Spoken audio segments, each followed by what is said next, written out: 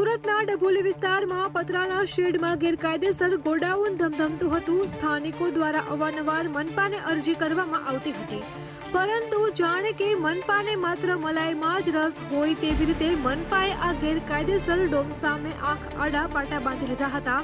પરંતુ કહેવાય છે કે ક્યારેક તો પાપનો ઘડો ફૂટે જ. ત્યારે શુક્રવારે રાત્રિના સમયે તે ડોમમાં વિકરાળ આગ લાગી હતી. ફાયર બ્રિગેડે મેજર કોલ જાહેર કર્યો હતો, તેમજ ભારે જહેમત બાદ આગને કાબૂમાં લીધી હતી. જોકે આ સમગ્ર ઘટના બાદ હવે મનપાએ દેખાવની કાર્યવાહી કરવાની કષ્ટી લીધી છે, કારણ કે અત્યાર સુધી મહાનગરપાલિકાને આ વાત ધ્યાને આવી નહીં હોય. સફાળી જાગેલી મહાનગરપાલિકા હવે ડિમોલેશનની કાર્યવાહી દેખાડવા માટે દોડી છે, પરંતુ ગેરકાયદેસર ડોમ બનાવી સરકારને પણ ચૂનો ચોપડે ચૂકેલા ઘનશ્યામ ભગતની મિલકતોની કાંકરી પણ ખરી નથી. ત્યારે ઘનશ્યામ ભગત માટે લોકચર્ચા થઈ રહી છે કે એસએમસી અને અધિકારીઓને ભૂમાફિયો ઘનશ્યામ ભગત પોતાના ખિસ્સામાં રાખે છે. તો જો કે આવા તો આ ભૂમાફિયા ઘનશ્યામ ભગતના અનેક ડોમો છે, પરંતુ એસએમસીની હિંમત ખરી કે તે કાંકરી પણ હલાવે?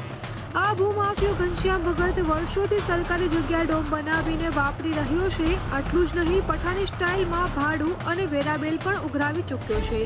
ત્યારે આ બાબતે પોલીસ ફરિયાદ કરવા માટે એસએમસીના અધિકારીઓને સમય નથી, અથવા તો ભૂમાફિયા ઘનશ્યામ ભગતનો ડર લાગતો હશે.